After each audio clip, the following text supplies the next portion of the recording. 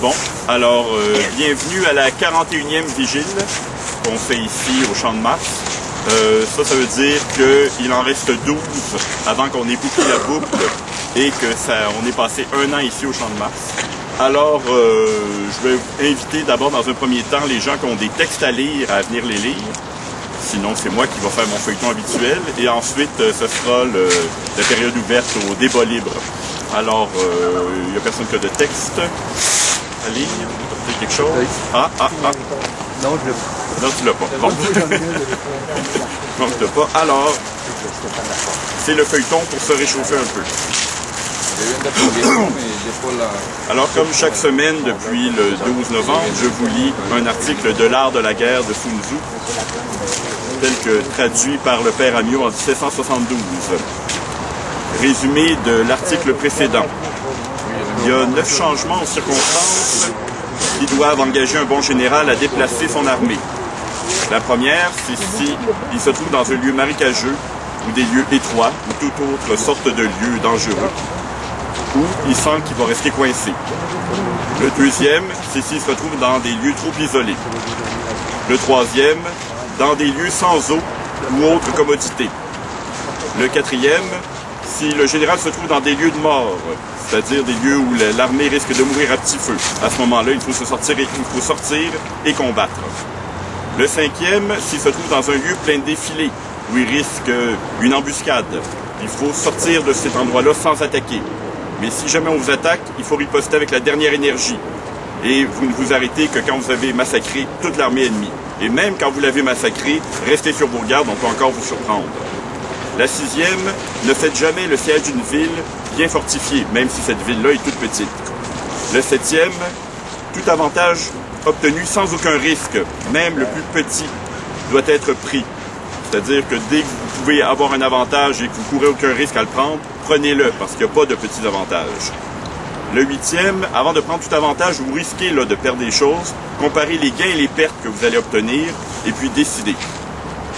Ensuite, un général est le maître suprême sur le terrain. Il n'attend aucun ordre de celui qui l'a nommé à ce poste-là.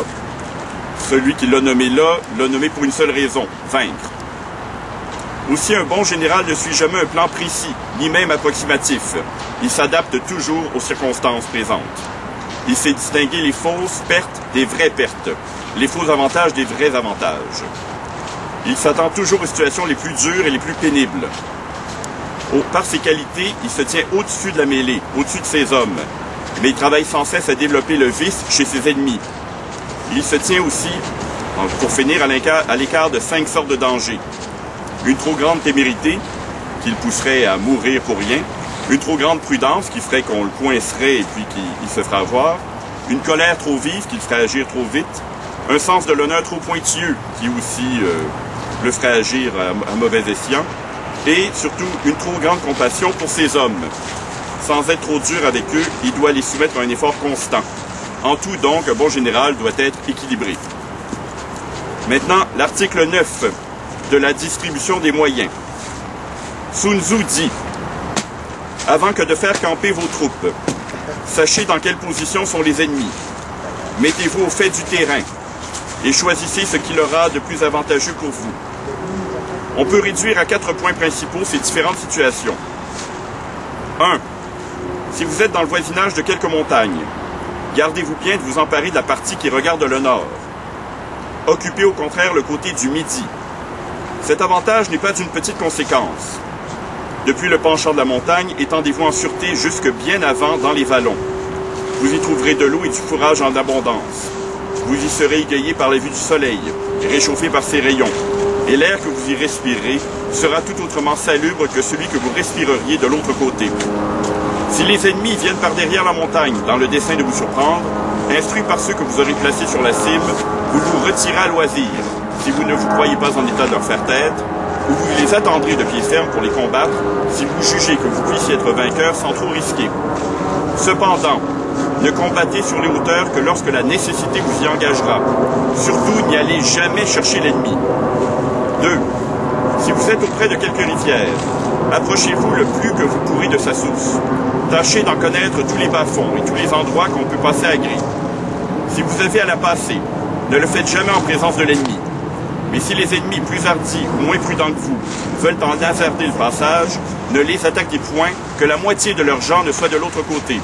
Vous combattrez alors avec tout l'avantage des 2 contre 1. Près des rivières même, tenez toujours les hauteurs, afin de pouvoir découvrir au loin. N'attendez pas l'ennemi près des bords. N'allez pas au-devant de lui.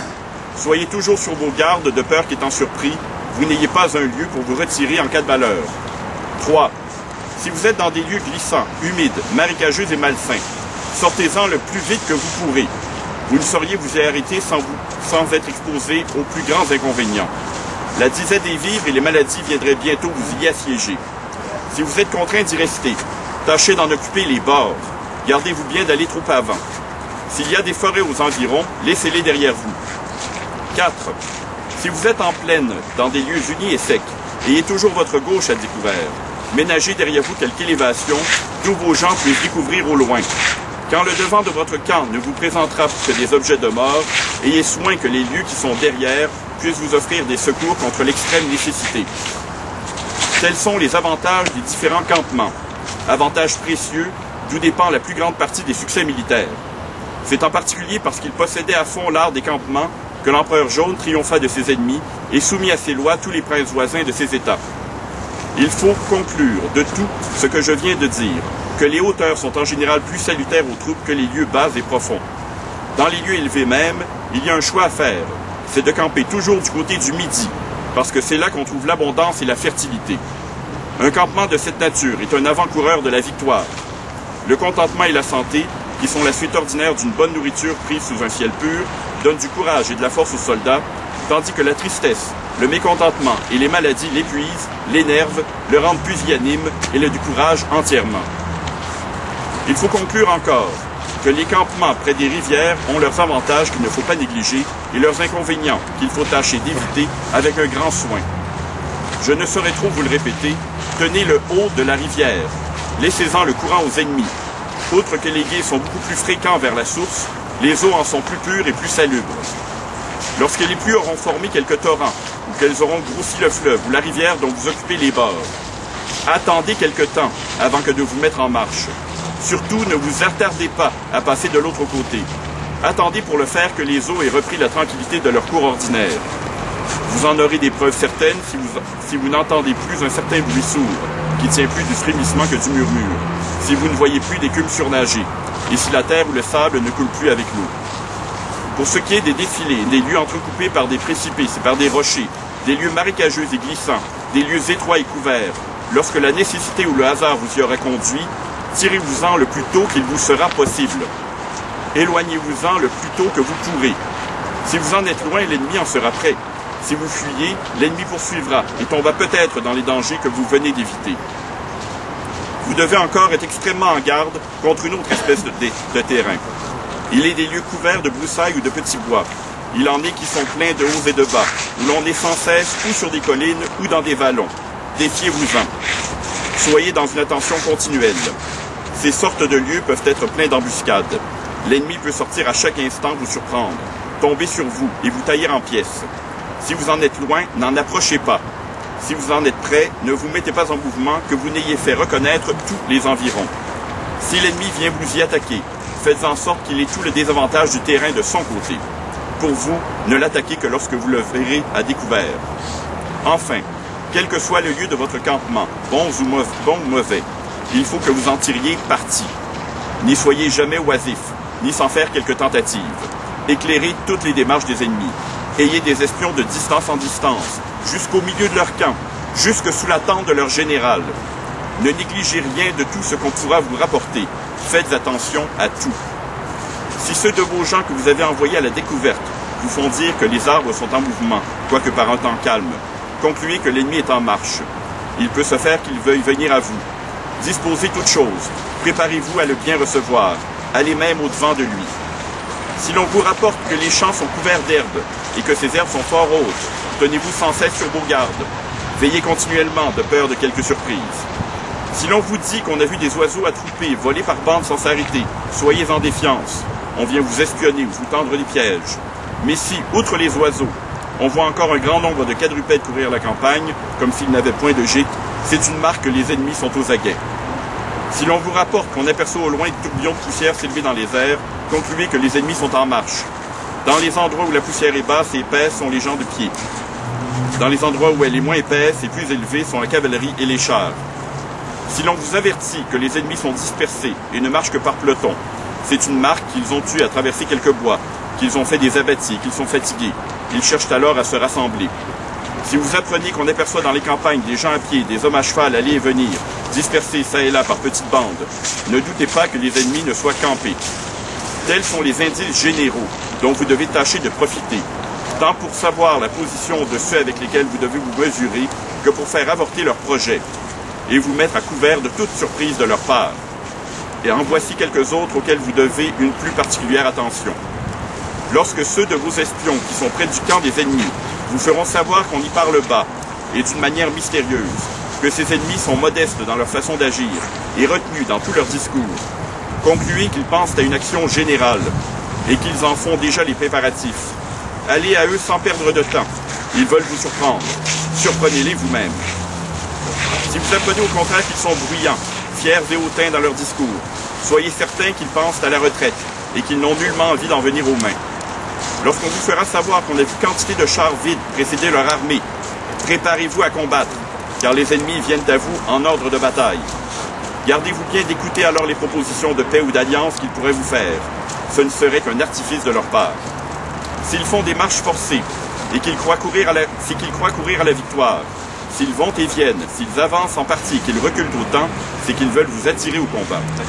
Si, la plupart du temps, debout et sans rien faire, ils s'appuient sur leurs armes comme sur des bâtons, c'est qu'ils sont aux expédients, qu'ils meurent presque de faim et qu'ils pensent à se procurer de quoi vivre.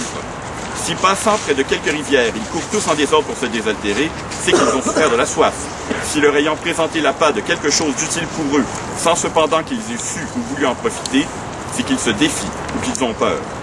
S'ils n'ont pas le courage d'avancer, quoi qu'ils soient dans les circonstances où il faille le faire, c'est qu'ils sont dans l'embarras, dans les inquiétudes et les soucis. Outre ce que je viens de dire, attachez-vous en particulier à savoir tous leurs différents campements. Vous pourrez les connaître au moyen des oiseaux que vous verrez attroupés dans certains endroits. Et si leurs campements ont été fréquents, vous pourrez conclure qu'ils ont peu d'habileté dans la connaissance des lieux. Le vol des oiseaux ou les cris de ceux-ci peuvent vous indiquer la présence d'embuscades invisibles. Si vous apprenez que dans le camp des ennemis, il y a des festins continuels, qu'on y boit et qu'on y mange avec fracas, soyez-en bien aise. C'est une preuve infaillible que leurs généraux n'ont point d'autorité. Si leurs étendards changent souvent de place, c'est une preuve qu'ils ne savent à quoi se déterminer et que le désordre règne parmi eux. Si les soldats se groupent continuellement et chuchotent entre eux, c'est que le général a perdu la confiance de son armée. L'excès de récompense et de punition montre que le commandement est au bout de ses ressources et dans une grande détresse. Et si l'armée va même jusqu'à se saborder et briser ses marmites, c'est la preuve qu'elle est aux abois et qu'elle se battra jusqu'à la mort. Si leurs officiers subalternes sont inquiets, mécontents, et qu'ils se fâchent pour la moindre chose, c'est une preuve qu'ils sont ennuyés ou accablés sous le poids d'une fatigue inutile. Si dans différents quartiers de leur camp, on tue furtivement des chevaux, dont on permet ensuite de manger la chair, c'est une preuve que leurs provisions sont sur la faim. Telles sont les attentions que vous devez à toutes les démarches que peuvent faire les ennemis. Une telle minutie dans les détails peut vous paraître superflue, mais mon dessein est de vous prévenir sur tout et de vous convaincre que rien de tout ce qui peut contribuer à vous faire triompher n'est petit. L'expérience me l'a appris, elle vous l'apprendra de même. Je souhaite que ce ne soit pas à vos dépens. Encore une fois, éclairez toutes les démarches de l'ennemi, quelles qu'elles puissent être, mais veillez aussi sur vos propres troupes. Ayez l'œil à tout, sachez tout. Empêchez les vols et les brigandages, la débauche et l'ivrognerie, les mécontentements et les cabales, la paresse et l'oisiveté. Sans qu'il soit nécessaire qu'on vous en instruise, vous pourrez connaître par vous-même ceux de vos gens qui seront dans le cas, et voici comment. Si quelques-uns de vos soldats, lorsqu'ils changent de poste ou de quartier, ont laissé tomber quelque chose, quoique de petite valeur, et qu'ils n'aient pas voulu se donner la peine de la ramasser, s'ils ont oublié quelque ustensile dans leur première station, et qu'ils ne le réclament point, concluez que ce sont des voleurs, punissez-les comme tels. Si dans vos armées, on a des entretiens secrets, si l'on y parle souvent à l'oreille ou à voix basse, s'il y a des choses qu'on n'ose dire qu'à demi-mot, concluez que la peur s'est glissée parmi vos gens, que le mécontentement va suivre et que les cabales ne tarderont pas à se former. Hâtez-vous d'y mettre ordre. Si vos troupes paraissent pauvres, et qu'elles manquent quelquefois d'un certain petit nécessaire. Outre la solde ordinaire, faites-leur distribuer quelques sommes d'argent, mais gardez-vous bien d'être trop libéral. L'abondance d'argent est souvent plus funeste qu'elle n'est avantageuse, et plus préjudiciable qu'utile. Par l'abus qu'on en fait, elle est la source de la corruption des cœurs et la mère de tous les vices. Si vos soldats, d'audacieux qu'ils étaient auparavant, deviennent timides et craintifs, si chez eux la faiblesse a pris la place de la force, la bassesse celle de la magnanimité, soyez sûrs que leur cœur est gâté. Cherchez la cause de leur dépravation et tranchez-la jusqu'à la racine. Si, sous divers prétextes, quelques-uns vous demandent leur congé, c'est qu'ils n'ont pas envie de combattre. Ne les refusez pas tous, mais en l'accordant à plusieurs, que ce soit à des conditions honteuses. S'ils viennent en troupe vous demander justice d'un ton mutin et colère, écoutez leurs raisons, ayez-y égard, mais en leur donnant satisfaction d'un côté, punissez-les très sévèrement de l'autre. Si, lorsque vous aurez fait appeler quelqu'un, il n'obéit pas promptement, s'il est longtemps à se rendre à vos ordres, et si, après que vous aurez fini de lui signifier vos volontés, il ne se retire pas, défiez-vous, soyez sur vos gardes. En un mot, la conduite des troupes demande des attentions continuelles de la part d'un général. Sans quitter de vue l'armée des ennemis, il faut sans cesse éclairer la vôtre. Sachez lorsque le nombre des ennemis augmentera. Soyez informés de la mort ou de la désertion du moindre de vos soldats. Si l'armée ennemie est inférieure à la vôtre, et si elle n'ose pour cette raison se mesurer avec vous, allez l'attaquer sans délai. Ne lui donnez pas le temps de se renforcer. Une seule bataille est décisive dans ces occasions. Mais si, sans être au fait de la situation actuelle des ennemis, et sans avoir mis ordre à tout, vous vous avisez de les harceler pour les engager à un combat, vous courez le risque de tomber dans ces pièges, de vous faire battre et de vous perdre sans ressources. Si vous ne maintenez pas une exacte discipline dans votre armée, si vous ne punissez pas exactement jusqu'à la moindre faute, vous ne serez bientôt plus respecté, votre autorité même en souffrira, et les châtiments que vous pourrez employer par la suite, bien loin d'arrêter les fautes, ne serviront qu'à augmenter le nombre des coupables. Or, si vous n'êtes ni craint ni respecté, si vous n'avez qu'une autorité faible et dont vous ne sauriez vous servir sans danger, comment pourrez-vous être avec honneur à la tête d'une armée? Comment pourrez-vous vous opposer aux ennemis de l'État? Quand vous aurez à punir, faites-le de bonne heure et à mesure que les fautes l'exigent. Quand vous aurez des ordres à donner, ne les donnez point, que vous ne soyez sûr que vous serez exactement obéi. Instruisez vos troupes, mais instruisez-les à propos. Ne les ennuyez point, ne les fatiguez point sans nécessité. Tout ce qu'elles peuvent faire de bon ou de mauvais, de bien ou de mal, est entre vos mains. Dans la guerre, le grand nombre seul ne confère pas l'avantage. N'avancez pas en comptant sur la seule puissance militaire.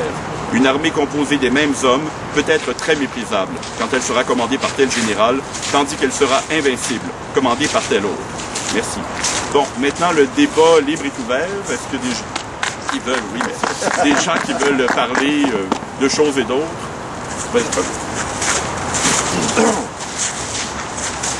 Pablo Lugo, avant de commenter un article que je viens de publier, je voudrais demander aux gens qui ne sont pas intéressés. Vous pouvez l'appeler? Oui.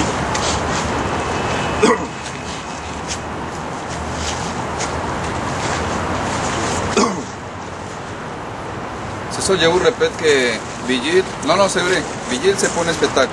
On vient ici, par respect à un message que nous fait un lecture.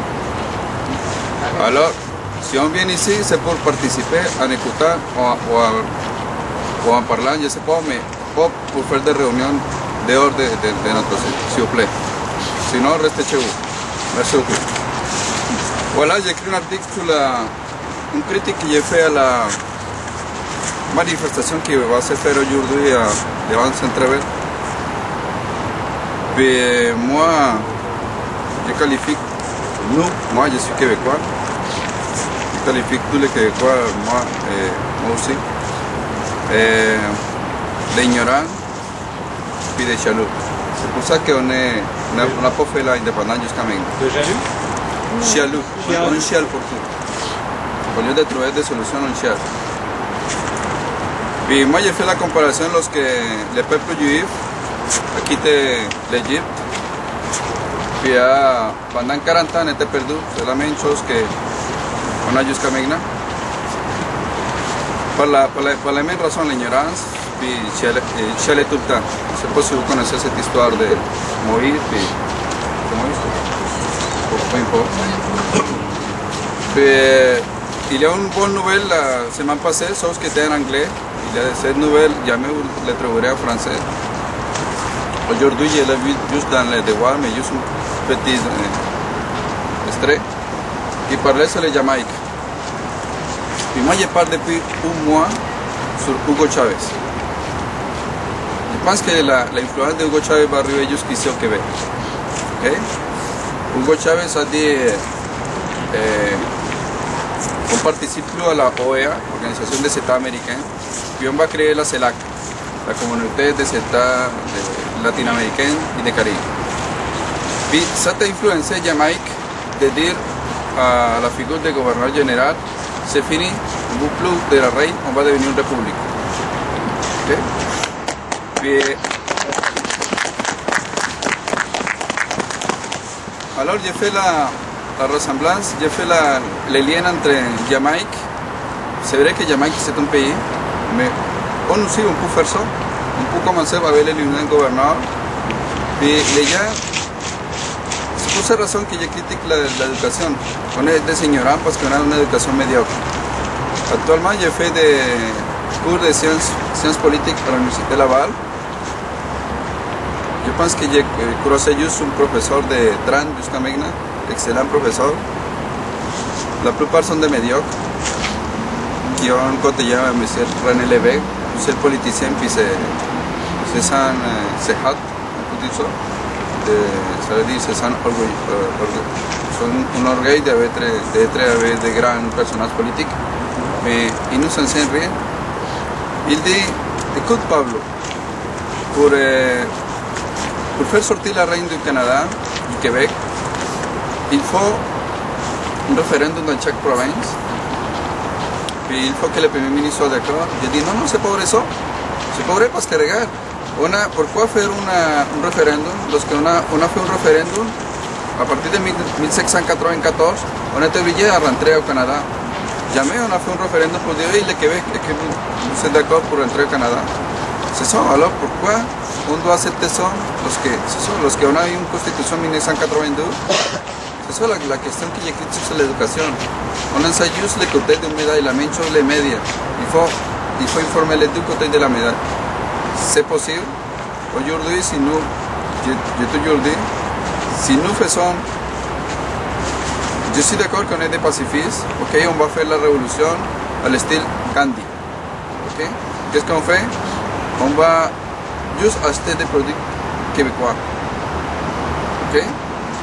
Puis on va boycotter tous les produits canadiens. C'est comme ça qu'on va arriver à la souveraineté. Mais les gens attendent quoi? Un Messi, on attend un référendum. Moi, je pense qu'on va continuer à tourner en rond, comme l'a fait le peuple juif. Et c'est ça, je critique Centre-Bell. Pourquoi? Parce que ce qu'on demande, c'est avoir un entraîneur qui parle français. Mais qu'est-ce que... Écoute, jamais, je suis, même à la télé, j'ai regardé un match de hockey. Pas parce que je déteste le hockey, mais en Colombie, j'ai regardé pour le soccer. Parce que c'est une mafia, c'est comme ça que ça fonctionne. C'est la société de spectacle. Pour moi, le hockey, c'est pour finir au Québec, je m'en fous. C'est une bonne nouvelle le jour que le hockey disparaît de notre nation. C'est vrai, parce que les gens vont s'apercevoir de bonnes nouvelles, les vraies nouvelles, l'indépendance. Et pour moi, le hockey, c'était un empêchement à l'indépendance. Okay. Alors, est-ce qu'on va avoir un entraîneur qui parle québécois, mais à l'intérieur, on peut chanter des chansons en anglais, on peut apporter juste des drapeaux canadiens. J'ai fait la critique de Saco Paul, un ancien joueur de hockey. Et c'était un dur pour les Québécois, mais écoute, jamais parler français. C'est ça, alors, d'une part, on est des ignorants parce qu'on vise mal l'ennemi. L'ennemi, c'est pas d'aller protester devant Centre-Bell, c'était boycotter les produits Molson. Okay, mais j'ai mis, on a 65 bières québécois faites ici. Il y a 16 entreprises québécoises. Moi, la bière que je prends, c'est l'Alchimiste. Je suis heureux d'avoir à Joliette un lieu pour trouver la bière québécoise. Voilà. La deuxième chose, c'est... C'est ça. C'est nous faire respecter comme Québécois. Le jour où nous soyons fiers d'être Québécois, parce qu'on cherche tout le temps que les anglophones, les immigrés, non, c'est toujours la faute de nous, les Québécois. Okay? Moi, chaque fois que, depuis dimanche, je m'en vais à 5 ans, il y a une personne qui me parlait toujours en anglais. Je dis, puis moi, je faisais la blague, je dis, je comprends pas. Et puis il me disait, en quelle langue je vous parle? Je dis en espagnol, parce que je sais qu'il ne parlait pas espagnol. Et on est à Québec. Si vous voulez avoir mon argent, mon amitié, il faut que vous me parlez en français. Alors, c'est possible que les anglophones parlent notre langue. Ok? Si mettons un immigré, pourquoi on le parle un immigré en anglais? Hein? Puis parfois, il y a des gens qui me disent, Pablo, mais tu as beaucoup d'accent. Moi, je m'en fous de l'accent. Sauf que j'ai des immigrés, sauf que je veux ce qu'ils parlent en français. Puis c'est ça. Il faut viser l'ennemi, c'est ça.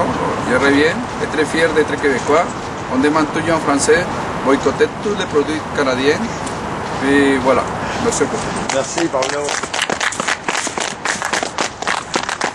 Je vais le répondre,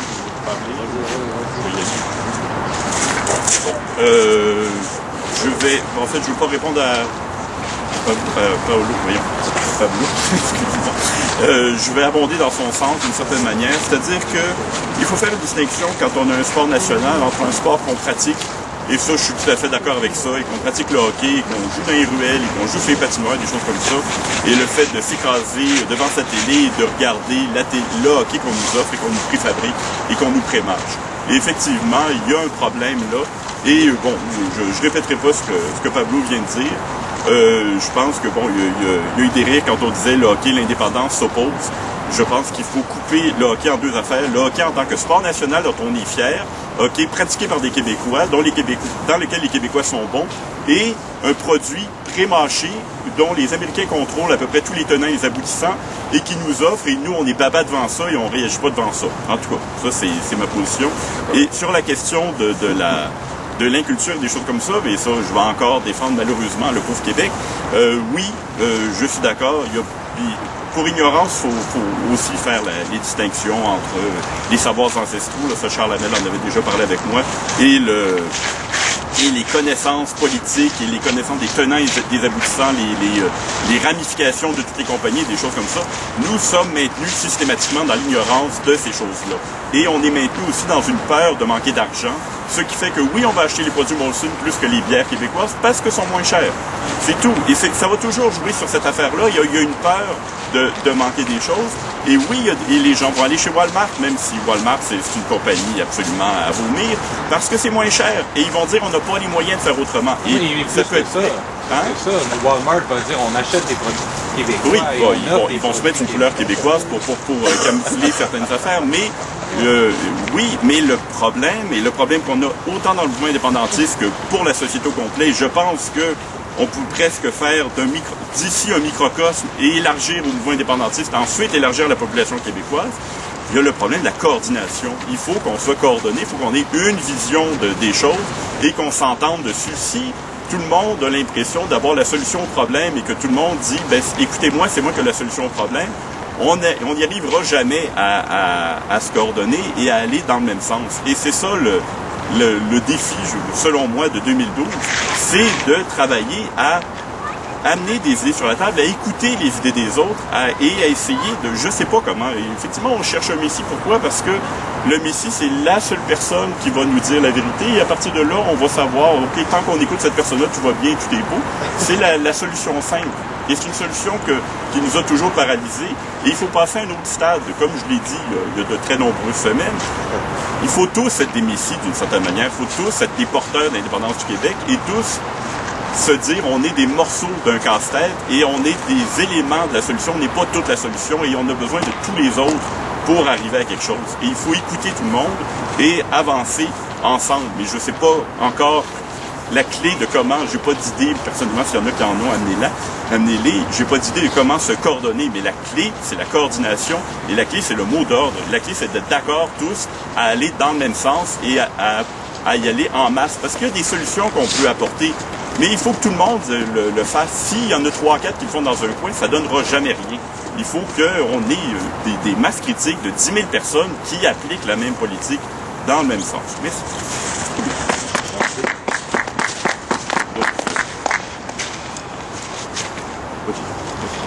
Denis, tu as quelque chose à dire.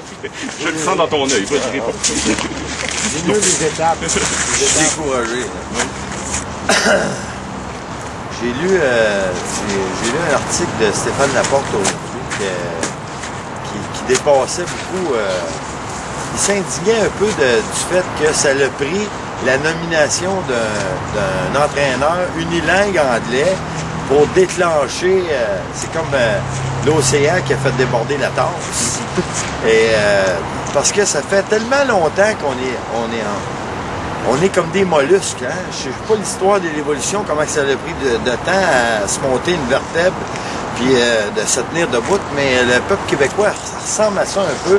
Après 16 ans je veux pas encore prendre la défense, après 16 ans d'anesthésie générale par les médias, la concertation de la presse, Jessica, Cogeco et télévision, radio compris, on entend le même message de la part de nos compatriotes qu'on entend dans ces médias-là.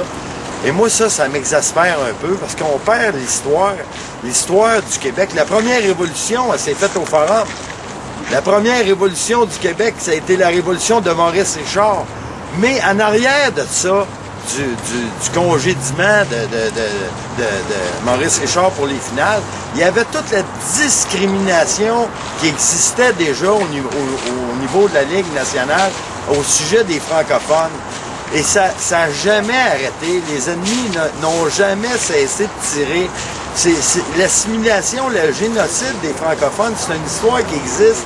Et écoute, on parle de ça depuis 1950, 1960. On remonte à Pierre Bourgault, on remonte à n'importe quel livre d'histoire. Tu vas trouver l'histoire du génocide des francophones depuis qu'ils nous ont crissé le Canada dans la gorge, dans le feu et dans le sang. C'est le même que ça s'est bâti, ce pays-là.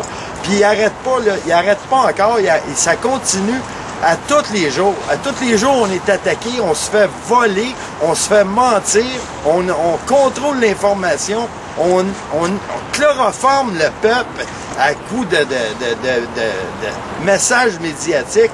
Moi, je rouvre la télévision, j'entends, le monde ne veut plus rien savoir de ça de l'indépendance. Ben là, je regarde, c'est la Radio-Canada. Je m'excuse. Là, je change de poste. Ça me prend 20 postes avant d'en trouver un qui parle français. Comme la radio, d'ailleurs. J'embarque dans mon char. J'essaie de trouver un poste que ça parle français, de la musique française, de la musique québécoise. J'ai de la misère. Je suis chez nous.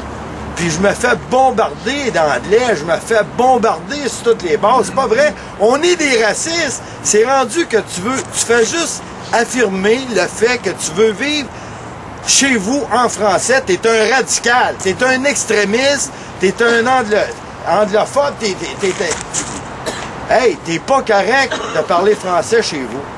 Puis ça, là, ça se vérifie à tous les jours. Je suis monté à Laval, il y a pas longtemps, j'ai baissé ma fenêtre parce que moi, je suis le même, j'ai pas de GPS. Quand je suis perdu, je demande mon chemin au monde sur le bord du chemin. Puis je me suis fait répondre à 3 reprises. I don't speak French. C'est pas sorry, I don't speak French, c'est I don't speak French. C'est comme si c'est moi qui n'ai pas à ma place chez nous. Fait que là, c'est quoi que ça va prendre pour se bâtir une petite colonne? C'est quoi que ça va prendre, là? Tu sais, à un moment donné, je m'en fous, moi, là que tu la jettes sur Walmart, ton steak, ou au métro, mais tu sais, je sais pas, fais un petit peu de push-up, fais-toi-en une colonne, ça n'a pas d'allure. On sait plus qu'est-ce que ça va prendre. Et ça, là, c'est juste le début. Le début, là, c'est le début des affrontements. On a beau parler de toutes sortes d'affaires, mais à un moment donné, il faut en arriver à dire assez, c'est assez. Puis pour le dire, c'est des actions.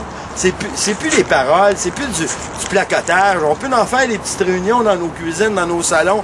Si on a plus les moyens, on va louer une grosse salle. Mais c'est festif, tu sais, on n'a pas... on se rencontre pour faire la fête, on se rencontre pas vraiment. On parle d'indépendance. C'est une affaire qui se parle à la tête froide. C'est pas du nerf en bouteille, du nerf c'est pas ça que ça prend. On est déjà anesthésié. Les pellules, je pense qu'ils sont à la veille de retrouver des traces d'antidépresseurs dans l'eau du robinet, tellement qu'il y en a. C'est pas possible. C'est pas possible. Ça fait que, tu sais, à un moment donné, c'est quoi que ça prend pour réveiller? C'est-tu... faut-tu absolument que la situation devienne explosive? Je suis rendu que je pense que oui. C'est plate, là. Je suis un gars pacifique, comme la plupart de mes compatriotes. Sauf qu'il y a des limites à se laisser piler dessus, à se laisser bafouer. Les soufflets, là, gantés de hargne, nous viennent autant d'Ottawa que de Québec. C'est la conspiration. Depuis Charest, c'est l'anglicisation, la dépossession. On y goûte sur toutes les... C'est quoi que ça va nous prendre avant de dire, hey, tu sais, moi, j'ai hâte qu'il se passe de quoi. Puis, je suis pas tout seul, j'espère. Parce que là, je suis découragé. Je me lève, là, je suis pas capable de... Je suis obligé de téléphoner à mes chums pour avoir un peu d'encouragement, puis me dire, ben là, on prépare ça sur ce bord-là, on prépare ça là. Parce que si j'ai pas cet encouragement-là, on a dit, Christ, quand je m'informe aux citoyens, j'entends le même message que j'entends à la radio et à la télévision depuis 16 ans. Ça a fini par leur laver le cerveau. Fait que là, c'est quoi que ça prend pour ça prend comme un genre de bac. Comment ils appellent ça, nos amis, les anglophones? Un backwash, faire un ménage, là, faire une purge, ça te lairer la tête et dire, hey, on va-tu finir par se tenir debout? Ben non, je vais rester tout seul dans mon armée. Je m'en fous. Même si je suis tout seul dans mon armée, je vais rester tout seul dans mon armée, mais ils m'auront pas. J'ai hâte qu'on soit plusieurs, personnellement. Merci. Bravo!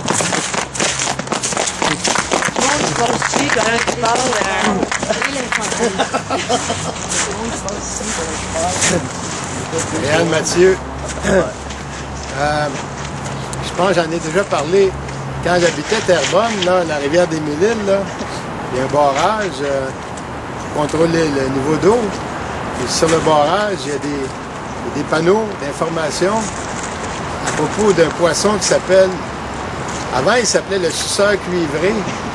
Maintenant, il l'appelle le chevalier cuivré. Ça fait moins tapette.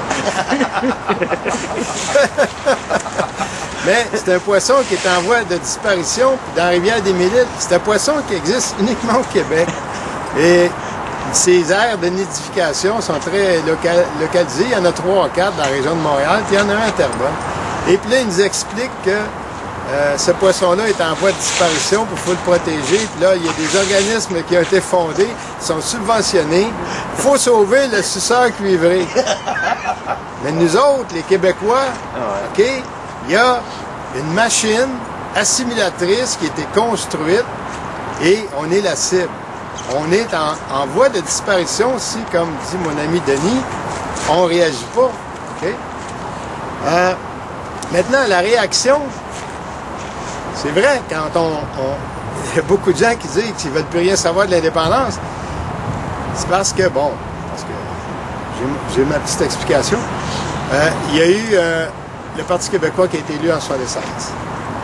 Il y avait des milliers de militants, très impliqués dans ces années-là. Le Parti québécois a été élu. Yes! L'affaire est dans le sac. OK? On va passer à la loi 101, puis on va faire un référendum, puis on va être indépendant. Il y a eu un référendum, puis on l'a perdu. Puis en 1995, il y en a eu un autre. Les gens, ils pensent que parce qu'il va y avoir des petits bouts de papier dans une boîte de tôle, 50% plus 1, que l'affaire est dans le sac. Donc, les militants, ils ont arrêté de militer, ils sont retournés regarder la télévision. Là, ils sont sur occupation double. Mais quand les gens ils disent qu'ils ne veulent rien savoir de l'indépendance, je pense qu'ils ne veulent rien savoir d'une autre défaite. OK? Les gens, actuellement, là, tu leur parles d'un référendum, ils tournent le dos, là. Mais il y a quelque chose de sain là-dedans. si on réfléchit correctement, là, au baseball, il y a 3 strikes. Hein? Strike 1, strike 2, strike 3, t'es mort. On a eu 2 référendums. Si on perd le 3e, on va, là, on va descendre dans le fond du baril. Ça va être fini. Ça va être le début de la louisianisation parce que aux 2 premiers référendums, on a vraiment perdu des pouvoirs et des droits qu'on avait à l'intérieur du système canadien. Entre autres, le droit de veto, par exemple. Bon. Donc, les gens, ils veulent pas perdre un 3e référendum. Ils ont raison, c'est leur instinct de survie qui leur dit qu'il ne faut pas faire un référendum quand on n'est pas en position de force pour le gagner. Bon.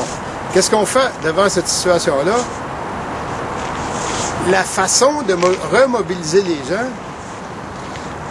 ça ne passe donc pas par des grands manifestes sur l'indépendance nationale, des grandes déclarations, des grands discours, même pas des grandes manifestations. Quand on est 3000, c'est rendu qu'on est tout excité.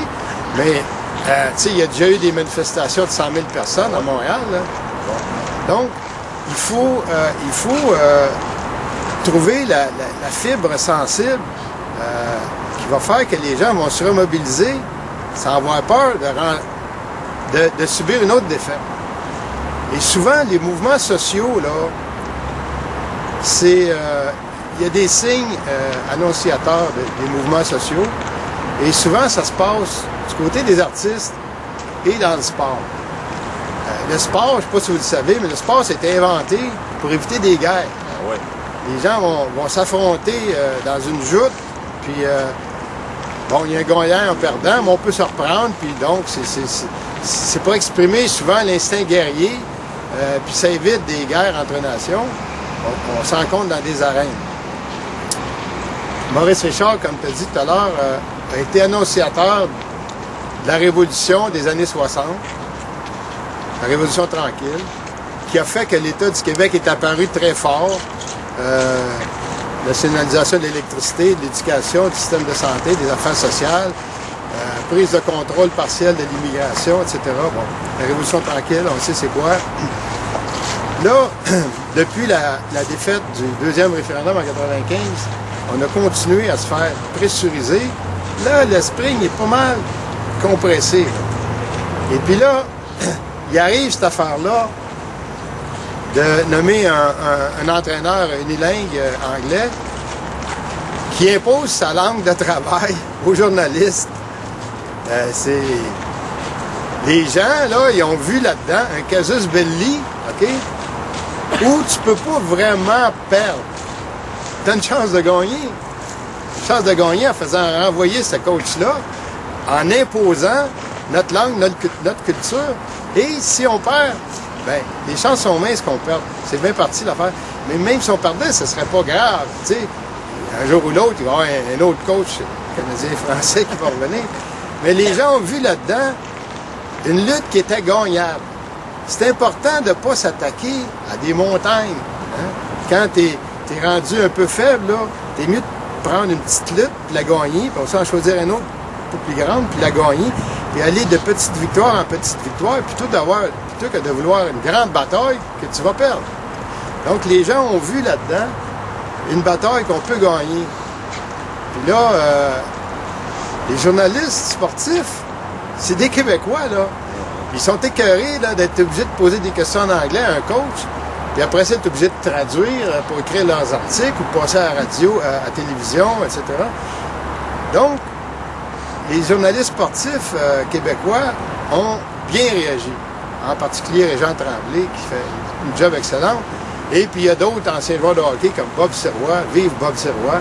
Il passe souvent à la radio ces jours-ci. Là.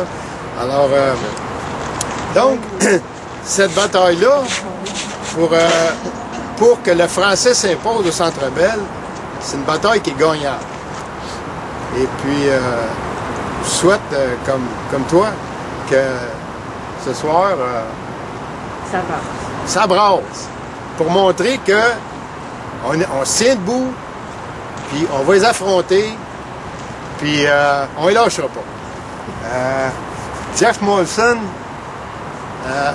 on va essayer d'y écrire une page d'histoire comme Campbell. OK? Jeff Molson, ce soir, c'est notre héros. C'est comme Harper. OK? Harper, il fait une bonne job. Harper, il nous écœure stédé. Tous les semaines, il en sort une nouvelle. Là, Jeff Molson, il nous écœure. À un moment donné, on va être assez écœuré, ça va péter. Parce que là, le ressort est vraiment compressé. Alors, merci, Jeff, merci, comment il s'appelle Harper, son prénom? Steven, merci Steven. Et souhaitons qu'il nous écœure encore plus. Parce que nous autres, on est des hypersensibles, mais la population québécoise... Des émotifs, oui. Il y a je ne sais pas qui, un sociologue ou quoi, un politicien qui a dit une fois que les Québécois, ils n'ont pas d'opinion politique, ils ont juste des émotions. Et c'est beaucoup de vérité là-dedans. Là, on est dans les émotions, c'est annoncé par dans une lutte au niveau du sport. Il y a des artistes qui vont embarquer, il y a des artistes déjà qui sont très embarqués.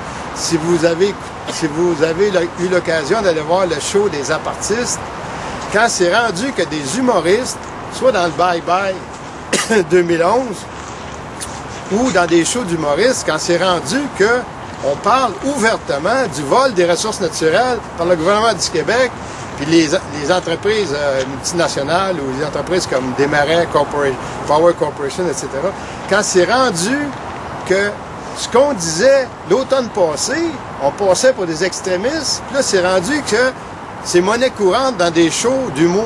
4 okay? millions qui ont regardé le bye-bye. Ouais. C'est ça. L'an dernier, je vous rappelle que il y a eu une manifestation au Carré Dominion en plein hiver. C'était quoi le prétexte? Je me rappelle même plus. Les affaires sociales. Non, mais la grosse bannière là, qu'on a mis en hiver, en tout cas. Oui, c'est ça. C'était un gaz de schiste aussi. Bon, il y a eu une grosse manifestation qui partait du Carré Dominion. Il y a eu une bannière installée entre deux arbres. La bannière, elle avait 18 pieds de large par 20 pieds de haut. Ça marquait « Charest, voleur, dégage ». C'était extrémiste, là. Personne n'avait osé traiter Charest de voleur. Okay? Il y a des militants du RN qui l'ont fait. Okay? Après ça, qu'est-ce qui est arrivé? Il y a des gens...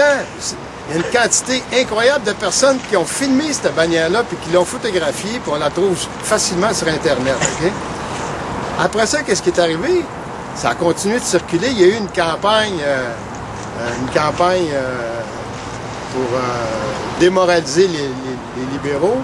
Il y a eu une campagne électorale dans Kamouraska. Il a perdu.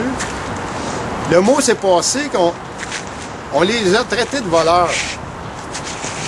Et c'est rentré dans l'inconscient collectif. Et à un moment donné, même, Pauline Marois est arrivée à l'Assemblée nationale, elle a dit « Vous volez les ressources naturelles. » Tabarnak.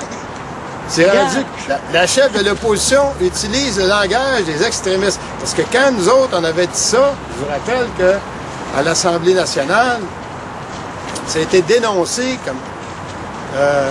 le PQ appuie Vigile financièrement, puis Vigile retransmet le message des extrémistes felkistes. Bon, on est rendu à un point... nommé là-dedans. On est rendu à un point où tout le monde sait que le gouvernement libéral nous vole, puis les humoristes en font leur chou gras. Et vraiment, le Bye Bye 2011, c'était... en plein dans le mille. Puis, il n'y a pas de poursuite. Personne n'est poursuivi. Il y a eu un gars qui a été poursuivi pour avoir traité la compagnie Gaztem de voleur parce que Gaztem, il creuse des puits pour le gaz de schiste et sous prétexte que c'est en période d'exploration, il extrait du gaz, ils le vendent, puis ils payent 0 à d'avance. Ils sont en exploration depuis 7-8 ans. Bon. Alors, il y a Hugo Lapointe, à un moment donné, qui a dit « Gaztem, vous êtes des voleurs. » Il a été poursuivi par Gaztem au civil pour diffamation. Ils ont perdu leur cause. Là, c'est lui qui est poursuivi pour les avoir attaqués dans une poursuite Bayon. Ils vont gagner, puisqu'il y a déjà un jugement qui dit que c'était une poursuite Bayon. Okay? Donc, Hugo Lapointe, après Pauline Marois, c'est Hugo Lapointe qui a osé les traiter de voleurs. Maintenant, c'est les humoristes qui les traitent de voleurs.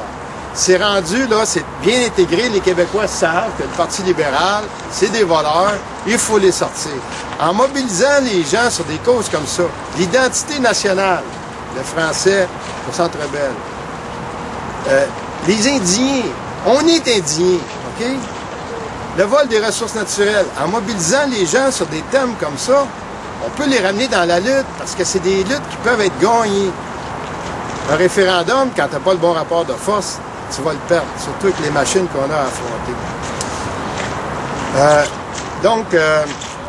Je voulais ramener où avec ça? Qu'est-ce que je disais juste avant? J'ai perdu le fil. Je vois la pointe. Bon, oui, ben c'est ça. Garder l'espoir. C'est ça. En mobilisant les gens sur des choses où ils sont sensibles, c'est-à-dire l'identité nationale et leur intérêt, leur poche, OK? J'aime ça, donner l'exemple des jeunes aujourd'hui. La génération qui les a précédés, dans beaucoup d'entreprises, il y avait d'excellents fonds de pension. Il y avait le régime des rentes du Québec, etc., qui avait été fondé. Mais les jeunes d'aujourd'hui n'ont pas de fonds de pension. Puis le régime des rentes du Québec, c'est eux autres qui vont payer nos rentes. OK? Fait que les jeunes aujourd'hui sont mal pris, là. Les jobs payantes sont plus rares, les jobs syndiqués sont plus rares.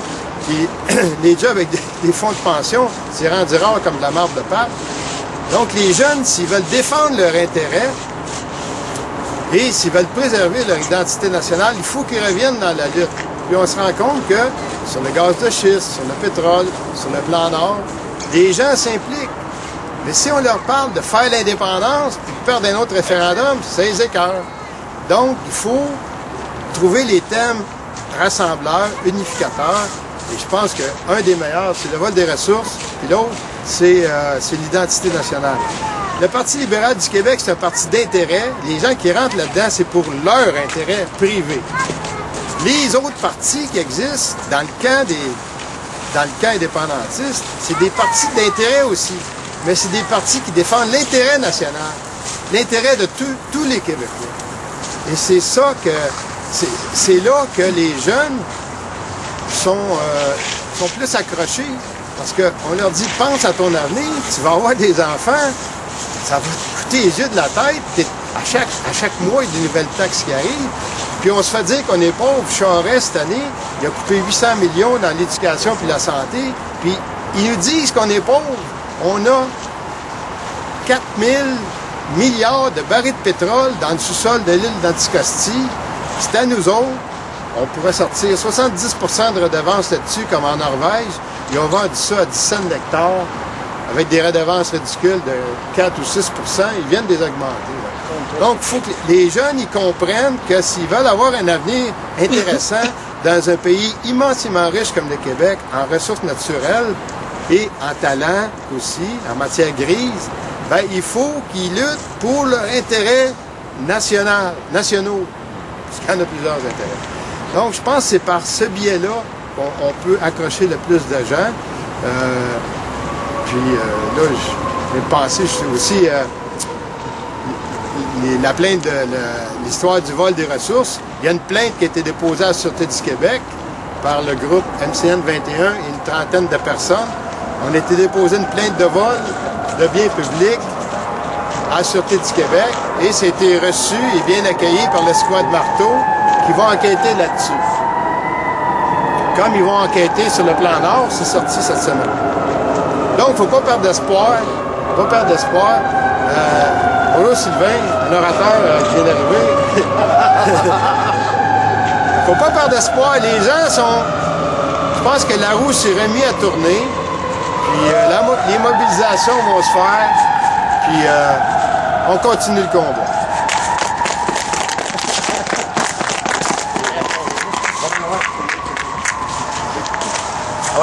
Je voudrais rajouter une petite affaire. Parce que là, on parle, dans le fond, là, on est pour aller à la manifestation contre l'entraîneur, contre, dans le fond, l'anglicisation du camp des Canadiens. Mais ce qui touche les jeunes, c'est beaucoup l'environnement, c'est beaucoup justement leurs études qui ont des augmentations qui n'ont pas de sens. Puis ça les touche eux. Par contre, ils sont beaucoup plus ouverts à l'immigration, peut-être que nous, ben, ou peut-être on le serait aussi si ça serait pas que c'est une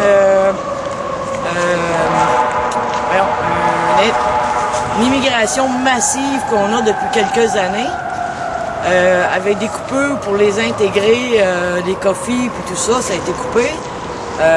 Ils s'assimilent beaucoup à l'anglais. Fait que ça touche peut-être une autre tranche de la population que les jeunes, parce qu'eux sont plus ouverts, c'est correct, là.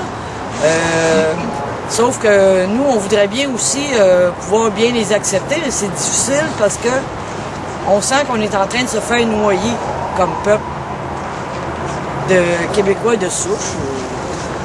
Ça a peut-être l'air raciste ce que je dis là, mais voyez, tu vois comment on se sent, hein? Tu sais, qu'est-ce que tu disais tantôt, là, on se sent raciste quand on parle des affaires comme ça. Mais moi, c'est ce que je ressens face à l'immigration qui rentre à plus de 55 000 par année, et qu'on est rendu je sais pas combien. Puis quand c'est le temps de voter pour notre pays, ben, ils votent contre nous. C'est nous qui les faisons vivre en partie. Vous savez, parce que là, OK, peut-être il y en a qui sont déjà sur le marché du travail, mais il y en a beaucoup qui se trouvent pas de travail. Pourquoi? Parce que leurs diplômes sont pas reconnus, puis toutes sortes de choses. Fait que ça, moi, je trouve que c'est un clou sur lequel le Parti québécois ne fasse pas assez. Il a d'ailleurs accepté facilement le 55 000 par année. Ça, moi, j'ai eu de la misère à le prendre. Fait qu'en tout cas, fait que c'est ça que je voulais dire. Bravo. C'est une autre tranche de la population. C'est bon.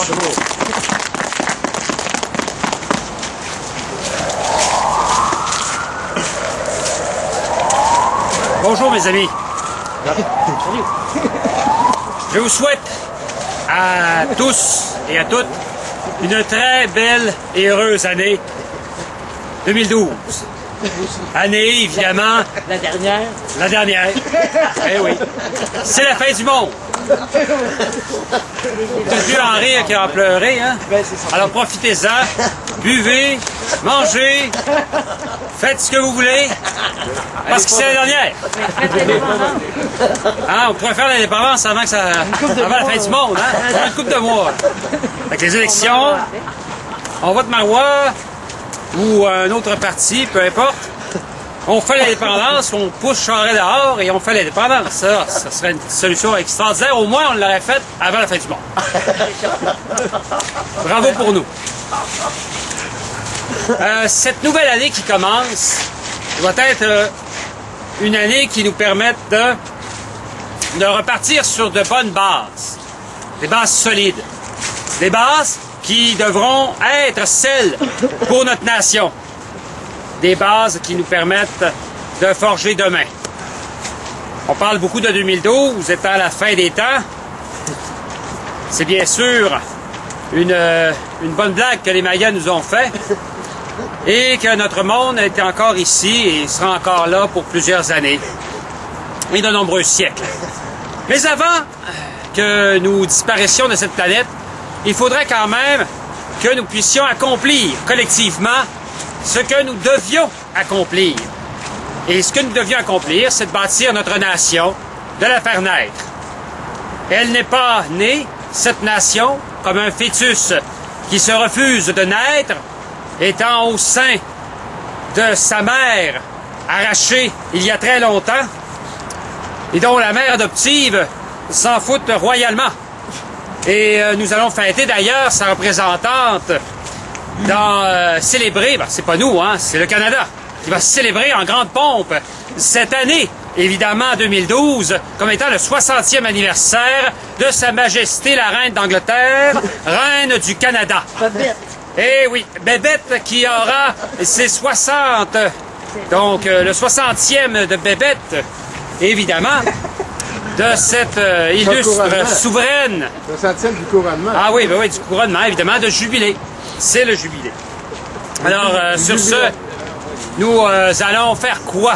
Alors, nous devrons prendre, évidemment, des décisions et s'organiser pour répondre de la bouche de nos canons.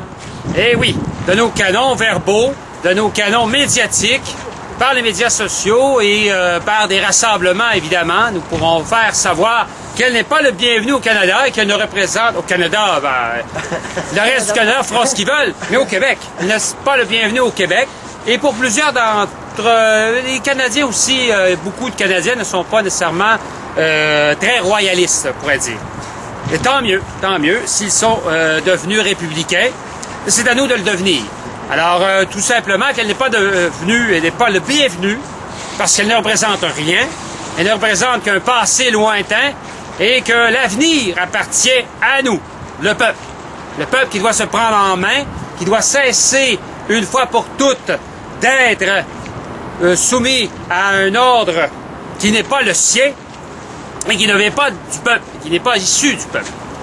Et c'est ça la souveraineté. Cette grande idée, qui est la liberté, doit s'appliquer, doit se faire et s'exercer par le peuple. Et c'est en cette année 2012 que nous devons le faire. Probablement qu'il y aura des élections cette année. Des élections ici au Québec. Peut-être que Charest ne le fera pas immédiatement après la période de l'hiver. Il va peut-être les faire en automne. Peut-être, on ne sait pas. Attend-il un scabreux rapport pour ne pas déclencher rien et laisser dormir le bon peuple, et tout simplement distrait par la Coupe Stanley ou par quelque autre subterfuge qui nous pourrait nous distraire de l'importance de ce que nous devons faire ici, maintenant. C'est parce que notre action, qui doit être celle de l'action, de la praxis, une action qui amène à quelque chose. Nous formons beaucoup d'espoir avec les médias sociaux, avec les rassemblements, c'est bien. Mais dans votre communauté, chez vous, dans votre entourage, que pouvez-vous faire? Posez-vous la question. Que puis-je faire pour améliorer ma société? Que puis-je faire pour l'amener à devenir libre, devenir responsable d'elle-même? Que puis-je faire? Bien, il y a des multitudes de choses que nous pouvons faire. Nous ne sommes pas d'accord avec l'anglicisation de notre société. Eh bien, il faut le faire savoir. Il faut s'impliquer dans les organismes qui défendent cette idée qu'il faut défendre notre langue, défendre cette juste cause, qui est la diversité culturelle, la diversité des langues. Notre langue a le droit d'exister, c'est une grande langue, une langue internationale, et ne doit pas être le rejeter. Il y a plusieurs niveaux. Un niveau que nous parlons dans la famille, celui familier du Québécois, mais il n'est pas à rejeter non plus. J'ai fait dans une rencontre dans les vacances de Noël avec quelqu'un qui m'a parlé de cette langue. Cette langue que nous parlons, il a appelé le joual. Le joual est un niveau de langue, tout simplement. Ce n'est pas à dénigrer, c'est une langue de poésie. Et cette personne m'a dit simplement cela. La langue française que nous parlons ici au Québec, ce niveau de langue que beaucoup rejettent, c'est une langue de poésie. Et tout simplement que je lui ai rappelé, il ne le connaissait pas malheureusement, Gaston Miron. Quelqu'un qui connaît que la langue française est une langue de poésie, la langue française issue du Québec, issue du terroir, est une langue de poésie. Quand il me dit, au Saguenay-Lac-Saint-Jean, la personne là, c'est intéressant ça. Là. Il y a comme une affirmation de plus. Cette personne-là, qui est là dans le présent. C'est cette langue que nous avons. Et c'est là qu'il est intéressant de faire des liens avec d'autres langues qui appartiennent à l'univers de l'humanité. Et que nous avons cette richesse. Et c'est ça que nous devons être fiers. Cette richesse, cette couleur que nous partageons avec l'humanité. Il ne faut pas la dénigrer. Il ne faut pas en être honteux. Souvent, beaucoup de gens disent, si nous ne parlons pas le français, un français international, sans accent, avec une bonne diction, eh bien, nous ne méritons pas d'être indépendants. Nous devons en rester des serviteurs ou de vils de porteurs d'eau, comme étaient nos ancêtres. Dans les forêts, couper du bois, être des bons bûcherons, des bons travailleurs, mais ne pas aspirer à être des patrons. Hein? Ne pas aspirer à vouloir prendre des responsabilités. Et non, nous ne parlons pas un français correct. Alors, beaucoup d'immigrants se disent, ils ne parlent pas le bon français. Alors, qu'est-ce que j'aurais à faire d'apprendre cette langue? Cette langue existe. Cette langue est un niveau de langage, tout simplement. C'est une langue qui vient de très, très, très loin. Des rois de France. Ce n'est pas rien. Quand on y pense à deux fois, là, quand on réfléchit, et lorsqu'on connaît notre histoire, lorsqu'on connaît ces auteurs qui ont forgé notre langue, quand on pense à des Gaston Miron, à des Michel Tremblay, ces gens ou à des Claude Meunier, qui ont travaillé la langue, qui l'ont adaptée, qui l'ont fait quoi? Charcuter, rapailler, comme dirait Miron. Et c'est ça la richesse que nous avons. Nous n'avons pas à être honteux de cela. Et nous pouvons bien sûr parler d'autres langues. L'anglais est une belle langue. Elle a plusieurs niveaux. Vous n'avez qu'à aller aux États-Unis ou dans le Canada, dans le fin fond de l'Ontario, et vous allez voir différents niveaux de langue. Il n'y a pas un anglais très... il y a un anglais international, propre. Vous pouvez l'entendre à des émissions, à BBC. Vous allez avoir un anglais impeccable, avec un accent british, très noble, hein? Très marquant. Et vous avez l'anglais des bas-fonds, des rues, de la misère, l'anglais des États-Unis, dans les parties les plus pauvres. Il y a différents niveaux. Et est-ce qu'ils ont honte, eux, de leur langue? Je ne crois pas. Je crois qu'ils savent que c'est des niveaux de langue. La langue reflète des niveaux sociologiques, des appartenances à une société, à une classe.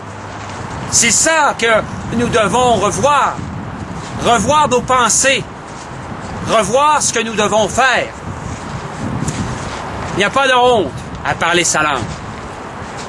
La parler et l'aimer. Ce que nous allons faire tout à l'heure, en ce 7 janvier 2012, je pèse mes mots, évidemment, car c'est un événement.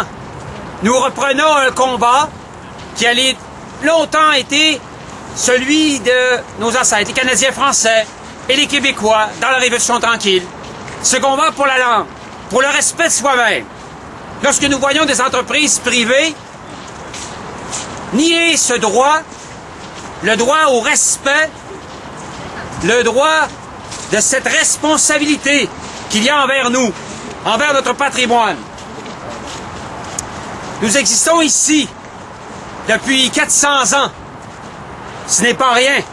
Et ça demande le respect. Lorsque nous voyons des compagnies, à ce moment-là, se foutre royalement du fait français ici, en engageant des unilingues anglophones, nous n'avons rien contre eux personnellement. Nous avons contre cette façon de faire qui est irrespectueuse, qui ne tient pas compte du milieu dans lequel où ils font des affaires. C'est là le problème. Et c'est là ce que nous dénonçons ce soir, lorsque le Canadien de Montréal et les Molson font comme affront aux Québécois. C'est là que nous devons réagir et dire non. Non, nous n'avons pas perdu. Nous ne sommes pas morts. Mes chers, nous ne sommes bien vivants. Nous sommes bien vivants. Nous sommes ici pour nous faire entendre. Et ce doit d'être clair qu'ici, c'est en français que ça se passe. Il n'y a pas de compromis à faire. Comme ça se passe en Espagne, en espagnol. Comme ça se passe en allemand, en Allemagne. Comme ça se passe en Norvège, en norvégien. Comme ça se passe en finlandais, en Finlande. Je prends l'exemple de ces petits pays dont leur langue n'est parlée que par quelques millions de personnes, mais dont la fierté peut se faire entendre et peut se faire sentir aux Jeux olympiques, de part des champions et leurs athlètes gagnant des médailles, remportant pour leur pays de grandes victoires. Cette année, c'est une année olympique. Malheureusement, le Québec n'est pas là. Il n'y a pas ces grands champions dont nous pourrions être fiers. Nous pourrions dire ceci, ces gens-là qui ont gagné des médailles d'or, des médailles d'argent, des médailles de bronze, ou qui ont fait belle figure, ce sont des Québécois. Et le drapeau, le fleur-de-lysée, flottant dans les Jeux olympiques, et entendre notre hymne national, qui n'est pas encore choisi, que nous devrons inventer, ou que nous devrons sortir des boulamites. Cet hymne national pourrait être entendu de par le monde. C'est avec de l'imagination que nous pouvons créer demain. C'est avec de l'imagination que nous pouvons trouver des solutions à nos problèmes. Toutes les solutions sont dans l'univers. Tous les problèmes également. Mais nous avons les moyens de les régler. Nous avons les moyens de trouver, de solutionner tout problème. Il n'y a rien d'impossible à l'être humain. Il n'y a rien d'impossible à ce que nous voulons faire et ce que nous voulons accomplir dans la vie. Si nous le voulons vraiment, mes amis. Rien n'est impossible. Même l'indépendance du Québec. Merci. Bravo. Quelle belle chute. Quelle belle chute de texte. Bonjour, Julien Bonnier. Je voulais juste répondre à Jean-Claude Sylvain qui vient de dire quelque chose qu'il ne pensait pas, mais qu'il a entendu. C'était par rapport aux gens qui disent pourquoi j'apprendrais le français au Québec puisqu'ils sont même pas capables de le parler sans accent. Exactement. Je pense que c'est juste une raison pour justifier leur mépris envers nous autres. Parce qu'une langue sans accent, ça n'existe pas, selon moi. En tout cas, j'en connais pas personnellement. Tu l'as très bien dit, les États-Unis n'ont pas le même accent du tout que les British. Les Français de Marseille n'ont pas le même accent que les Parisiens, ni que du Nord-Calais, ou peu importe. Donc, je crois que cet argument-là, c'est juste pour justifier le mépris du peuple dont ils refusent d'apprendre la langue. C'est tout. Oh. C'est un tremblement de terre avec réplique. Une petite réplique de 10 secondes à mon ami Jean-Claude. C'est que quand les immigrants arrivent ici, on leur donne des cours de français. Le gouvernement paye pour ça, c'est-à-dire nous. Bien sûr, bien sûr. Oui, mais c'est que les professeurs ont comme ordre de leur donner des cours à la française pour qu'eux autres ils puissent voyager à l'international. Et on leur dit carrément, si on vous demande comme les Québécois, vous ne pourrez pas vous faire comprendre à l'extérieur du Québec. Bon, un autre réplique. C'est ça, comme je viens de dire, l'éducation est tellement médiocre qu'on voit juste la côté d'une médaille. Lorsqu'on quitte l'école, il y a déjà un mépris contre les Québécois. On dit, hey, il parle très mal, puis regarde, il dit défendre la langue. Au lieu d'avoir de bons professeurs qui nous expliquent la putain histoire québécoise pour nous dire, écoute, on parle aussi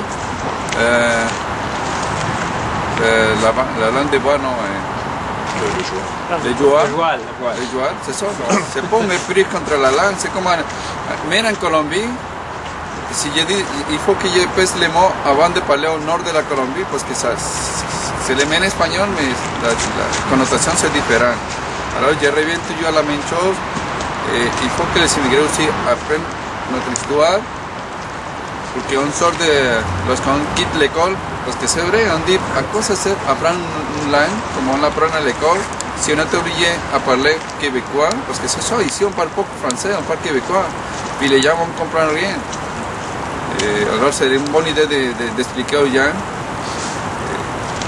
qu'il y a les joueurs, que c'est pas un mépris contre la langue, c'est pas mal parler, c'est une façon de como le fue allá a Rusia.